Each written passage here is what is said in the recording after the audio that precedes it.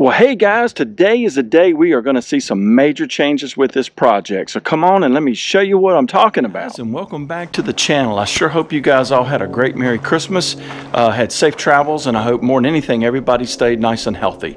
So anyway, it's after Christmas time now, and here we are having some unbelievable warm weather. It's almost 70 degrees today. That's just kind of unheard of. But anyway, I'm going to take advantage of it. It's a beautiful day, perfect day to get some outdoor work done.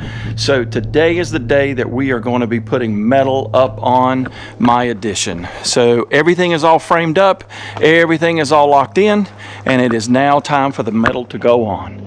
So anyway, we're going to get busy with that here shortly. So I'll tell you guys about the first step. First step is putting on the drip edge. That's this piece here. This piece will go on the very outside corner. It has this standoff that when the water comes down, of course there's going to be a panel on top of this, but when the water comes down, it tends to want to drip to roll under the edge of this. And so when that happens, this catches it, it rolls off, kicks out, and then drops down to the ground. So this is the first piece that we put on, and then after that we will start throwing the panels up. All of this other trim work is all for afterwards. So this is the main thing that we're going to get done today. And boy, you talk about seeing some big differences and changes. So you know me, let's get busy.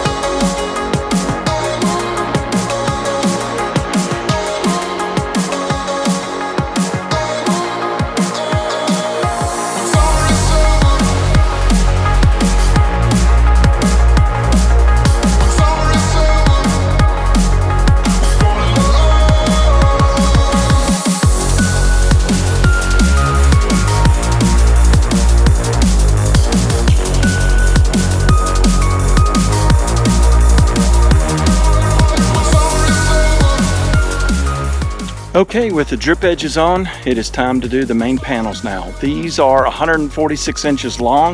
The place that I got them from, they will custom to any length that you need. You just specify how many pieces and how long, and they will cut them exact. It's really awesome. So anyway, these should go all up, just one panel each. Just slide them up in place, overlap them, and then once I get them up there, start screwing them down. So now's when the really big seam changes, because it's going to take on a whole different look as these panels go up. So anyway, let's get them done.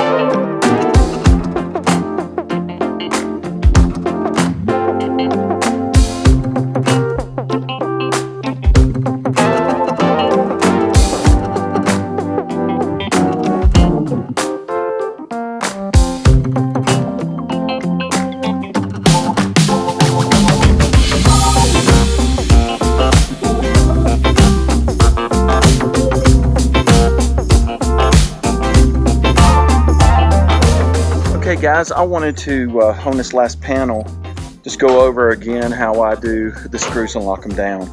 There's a couple different ways you can do it. First of all, one of the things I do, which is how do you know where the 2x4 is underneath here? So I always put a screw on the end, run a alignment string, and I pull it real nice and taut all the way down. And so I know my 2x4, you know, it's almost 4 inches wide, so it's going to be a couple inches on each side of my string.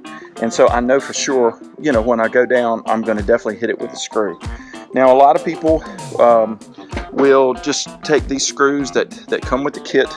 They all come color coordinated. Now let me take my gloves off so we can see better.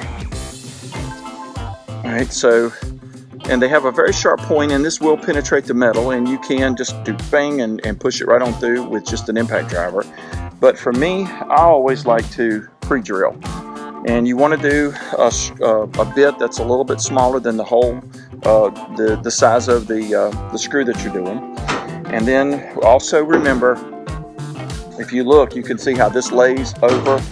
It's laying over this way, and I did it this way purposely because the winds here are prevailing westerlies. That's not all the time, but most of the time they come from this direction. So the rain and the wind is usually blowing like this in this direction. And so with the seam being overlapped the way it is, it's going to go over and not try to run up underneath where the overlaps are. So just ain't an exact science, but just the majority of the time that's the way it is here. And so it just helps keep things even more weatherproof, I guess you would say. So anyway, for me, this is an area you can see where it overlaps, so you definitely want to put a screw right here beside this, and this pulls this ridge down tight on top of the other one. So I'm just going to come in here right in the middle, get right on my string,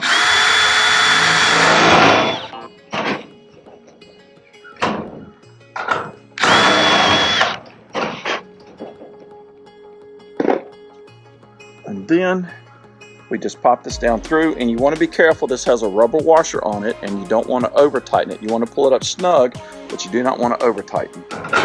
So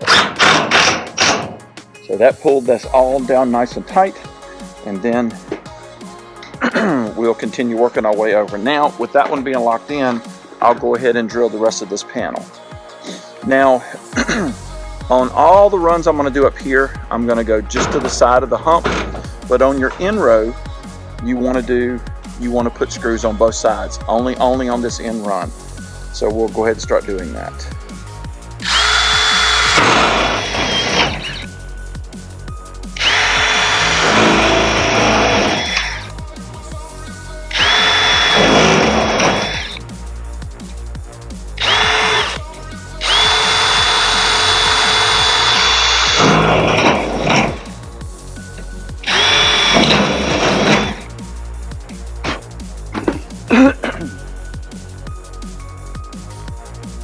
After we get them drilled, we just pop them in.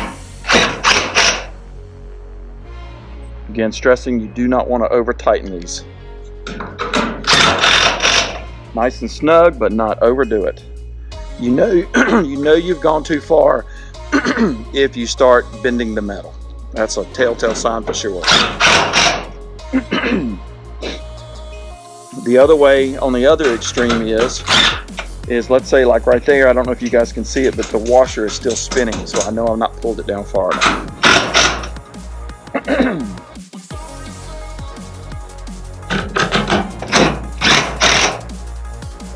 Well guys, that does it for this episode of this part of the series of doing my addition.